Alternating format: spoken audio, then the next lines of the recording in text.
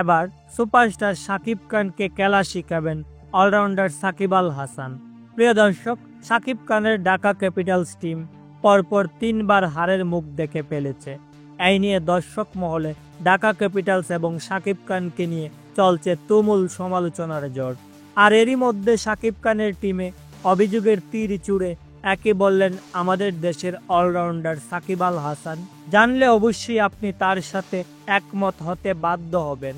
পরপর 3বার হারের মুখ দেখার জন্য মূল কারণ হিসেবে সাকিব আল হাসানের পক্ষ থেকে জানানো হয়েছে কয়েকটি গোপন তথ্য, যা কিনা আপনারা ইতোমধ্যেই আজ করে ফেলেছেন। প্রথমেই ঢাকা ক্যাপিটালস টিমের কোচ সুজন সাহেবের কথাই একের পর এক ভুল ডিসিশনের জন্য ঢাকার এমন হাল হয়েছে। আর সাব্বির রহমানের মতো দক্ষ প্লেয়ার থাকতে কেন তাকে একাদশে রাখা হচ্ছে না।